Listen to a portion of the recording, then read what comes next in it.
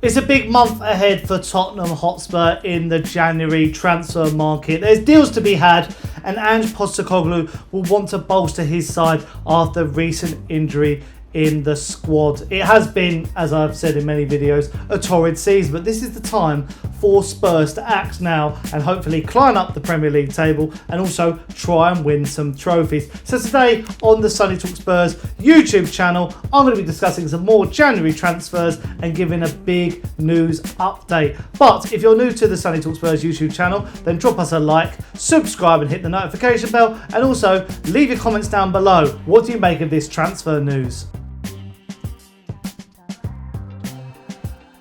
So it seems like, the one and only David Ornstein from The Athletic has come out of hibernation and, been sprinkling some Tottenham news for us Tottenham fans to, eat up and enjoy. It's been a long time since we've heard some positive news, but I, for one, think this has been some really interesting developments in the January transfer market.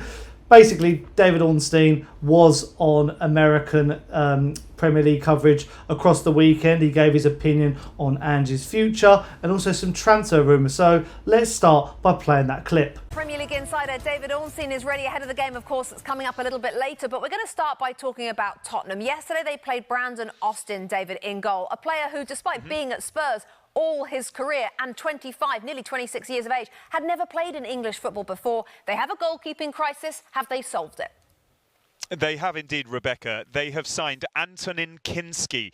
You might not know his name now. You will do, I think, in the future. If you look at his statistics from playing for Slavia Prague in the Czech Republic, he's one of the most informed goalkeepers, despite just being 21 years old. He's identified by many I speak to in the game as having top potential. And that's why Tottenham have committed 15 million euros plus, as well as some add-ons and a small sell-on clause as well. It's a 6.5-year contract, taking him through to 2031, I think it is. And Tottenham have really high hopes for him. This was a pursuit that was led by their technical director, Johan Lange, supported by their head of recruitment, Rob McKenzie, and also with collaboration from Daniel Levy, of course, the board, Ange Postecoglou. Is something they're very excited about because they think he can challenge Vicario for the #1 spot immediately and then take over in the future. Tottenham didn't sign a backup goalkeeper last summer. They've got Fraser Forster out of contract next summer. So this was something they would have needed to do, and they've brought it forward, which is part of a squad evolution, Rebecca, that's going to see a lot of changes. It already has. That's ongoing. They want to do more business in January. They would like to strengthen their defence and also their attack, less so their midfield, because they've not been suffering from such injuries in that department. I think some loans are on the agenda. Nothing imminent, but conversations are in progress, and possibly some permanent deals even, if it could be like Kinski, that they bring it forward, that they were already planning from the summer. They have no PSR, profitability and sustainability issues. That means the finances are there for them to do something. And they've also got a lot of players to come back from injury. The likes of Richarlison and Mikey Moore, not too far away. And then the centre-backs who have been out, Romero and Van der Ven, I think towards the end of January, and Vicario late February into March. Ange Postecoglou is 100% safe in his job, I'm told. There is no uncertainty over his future, despite the pressure he appears to be feeling in some of his public comments. They're backing him to lead this project forward, and they will hope he delivers. They've got a chance of a League Cup trophy, of a Europa League trophy. They're focusing on that, and they're also fighting to get into the top 4, although realistic about their chances on that too. Wow, that's a big line. 100% safe in his job, David. Thank you. So yeah, two very interesting points from David Ornstein there. First of all, that Ange is 100% safe at the club. I, for one, am quite happy about this. I did a video yesterday, if you haven't seen it already, called The Truth About Ange Postecoglou, where I sort of deep dive and explain why I think he should be staying at the football club and, the reasons why he is basically, the cards have not been dealt his way. But, Ornstein has his inside sources at Tottenham, and he'll know that, this is a project that Ange is going to be backed by Daniel Levy. He wants to develop something at this club. Ange Postecoglou is going in the right direction. He wants to lower the age. He wants to get in more of his players, get the players fit and firing on all cylinders. So that is some good positive news in that regard. The second piece of information is about our transfer dealings. So, the deal for Kinski was in the pipework. I've seen reports as well saying that basically they scouted him. Johan Lang was looking at all the data and they decided to go for Kinski. They went and watched a few games of him in the Europa League and he was performing very well. I've seen some highlight reels. He is a very good keeper. He's young. He's going to challenge Vicario, which is interesting. But this deal was probably going to happen in the summer. But because of the situation around the goalkeeper crisis at the club, it's been brought forward. Which is very good. We've seen, obviously, Austin played the other day. Forster probably going to get moved on. And Vicario, he's not young. He is, young for a goalkeeper, you could say, but could do with being challenged. We saw when Raya was brought in at Arsenal to challenge Ramsdale, that there is that competition there, and you can get a better keeper from it. So that's quite interesting. And then basically Spurs might be looking to do that. They might have some transfer targets on the horizon, but they might be pushed forward because we could do with a left back, we could do with a centre back, we could probably do with another midfielder and a winger or attacker. So this is quite interesting. And on the back of this, and I've done a little bit of a video about him recently about transfers, David Ornstein tweeted about a certain transfer who we've been linked to, and that was PSG's Randal Kolo Muani. And he said, Tottenham, Manchester United and Juventus exploring deal to sign Randal Kolo Muani on loan from PSG. Tottenham, Man United and Juve interest expressed and currently viewed as top contender. Regard 26-year-old PSG/France forward among best versatile attackers available. So this is quite interesting. I've seen some other sources like this. Tottenham are certainly trying to bring in Randal Kolo Muani, according to Paul O'Keefe. And also Ben Jacobs has tweeted as well, saying that Randal Kolo Muani still expected to leave PSG in January. PSG open to a loan, but ideally with an obligation. French champions prefer a permanent exit. Several clubs across Europe interested, including Milan, Juventus, Bayern, Leipzig and Aston Villa. Spurs have discussed Kolo Muani as well, but yet to make an approach. So this looks like this one could have... Well, we are also in the transfer window. We're hearing some rumours that Kolo Muani, the French striker, may be moving to the Premier League. What are you hearing?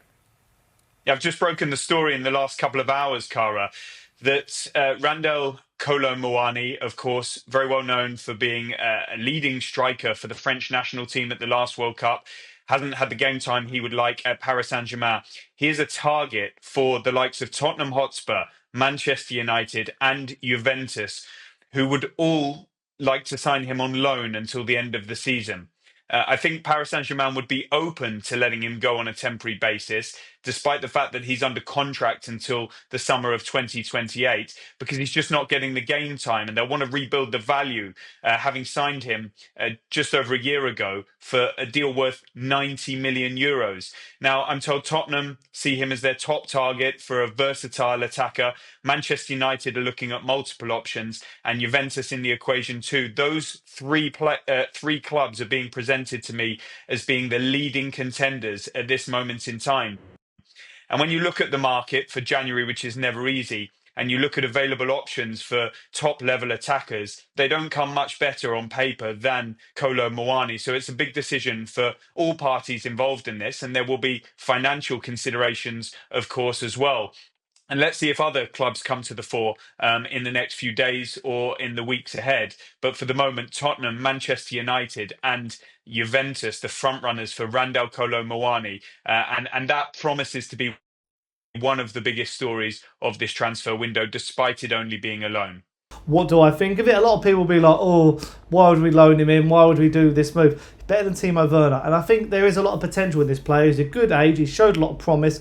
PSG has not been a good place for players to develop. Even Messi went there and didn't really get a tick in. So I like the idea of this move. I think he's a good option. I think Richarlison should probably be moved on, and Dominic Solanke is obviously the starter. So Kolo Muani can also play on the wing, which is quite interesting. So I think this is a very viable option. There's also some good things I've seen in some other transfer rumours. Obviously, rumours that we could be exploring a move for Cardoso. I'm not sure if this one's going to happen, but it seems like we are quite interested in it. But it would seem that Kolo Muani is the one that is sort of leading the way. But I've also seen that Tottenham are considering a loan move for Brighton forward Evan Ferguson. Ferguson has scored once in 12 Premier League appearances so far this term, but his opportunities have been very limited. Now, I don't know if he gets chances over Solanke either. I think this one is not really, that of much note. I don't think it will happen, but I feel like it's one that I would have maybe taken Evan Ferguson if we didn't have Dominic Solanke already as an option, but that we have him, I don't see the point. I think Solanke is going to be our starting striker for years to come, whereas Randal Kolo Muani, a good rotation option. We saw how good he can be at Frankfurt, so I think this is quite a good move. But there is a player who I think Tottenham should be signing this summer. I say summer, I meant the winter. But yeah, in the winter transfer window, I think this should be a viable option. Maybe start with a loan and then we sign him in the summer. He's not playing many minutes. I've seen him linked with Manchester City, where he sort of played some of his football. He's a Premier League pedigree player.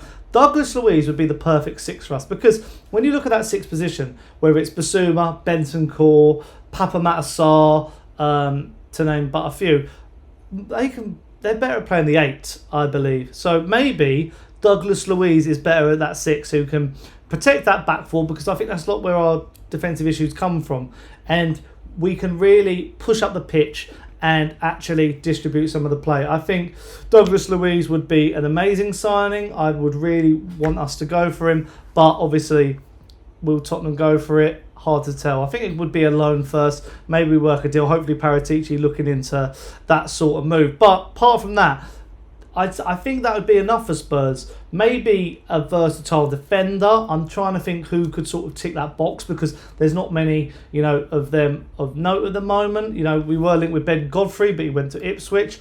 But apart from, that's pretty much a tricky deal to do. So you'd have to let me know in the comments what you think about that. But moving on, I wanted to play this clip, and again, backing up my arguments about Ange Postecoglou. Ally McCoist, top pundit, very good football fan. He's been backing Ange Postecoglou lately, and this is what he had to say on the matter. He has never been one to criticise officials, and he was trying to avoid doing that. Yes. But in a rather clumsy way. Yeah. I don't think it was his best interview, to be honest.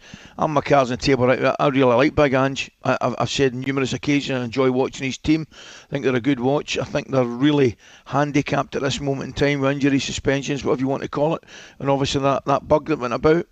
But I think there's a couple of things that you and I have been in football long enough to know, Jeff. If you're a football manager, a football coach, there's two certain groups you never take on. You never take on the press, and you never take on the fans. Mm-hmm. That's who you don't take on. You can take on most other people, but once you start fighting with press and fighting with your own fans, then you're up against it. I just think in his defence to try and not answer the question, because we know Jeff's right that he doesn't criticise or complain about referees, but that's the only thing that I can think about. He looking at it in the way he conducted himself. Sam's right, but with great respect, when Sam's doing that interview with Big Ange, he's asking the questions, and Big Ange is throwing it back to him. With great respect, we don't want to hear Sam's opinions at that particular time. We hear Sam's opinion in talkSPORT, and that's great. It's Big Ange's opinions that we want to hear, and he never gave Sam the answer. And as I say, I don't think it was his finest moment, but I'm still a fan. I genuinely, I love his attitude to play. Yes, it must be frustrating defensively all over the place. And you look at he ended up with two centre backs playing there at the weekend that are not centre backs, for example. I take your point. No Maddison, no Son, Basuma. I get all that. But I just think it was a poor interview. Again, if I'm going to stick up for him, I'd say, how many times have we seen it? It's very, very difficult for managers to control their emotions every time with every interview after the game, but they've got to do it. By the way, just a positive about Spurs. Pedro Porro's crossing. Oh my God. My goodness. What a display of crossing of football that was. But I'm so pleased you brought that up, Jeff, because I'd written it down and I forgot to mention it. His delivery on Saturday Incredible. was magnificent. The one for the first goal, and then he whipped a couple across. I thought, and he's not one that has escaped total criticism from the Tottenham fans, but I thought some of his cross balls at the weekend were, from a centre-forward's point of view, they were different level. He was brilliant. And also, Ally McCoist did commentary of the Newcastle game, and he was saying how promising Tottenham do look. I still think with a couple more signings, a bit more depth, we can still achieve a lot this season, whether it be going far in cup competitions or moving up in the Premier League. I hold faith, but I did a lot of that reflecting in my previous video. But yeah, that's all I've got time for today. Hope you've enjoyed. I'll be at the Liverpool Tottenham game tomorrow, so if you see me in the stadium, come say hello. I'm not drinking, but I was going to say I'd accept pints, but obviously not pints of tap water I'll be drinking. But yeah, so come and say hello if you're there. My reaction to that will probably come on Thursday morning, so keep your eyes peeled for that. And obviously get down below, let me know your thoughts on the video, leave your like, subscribe, hit the notification bell, let you know when I've gone live. And until next time, see you very soon. Up the Spurs.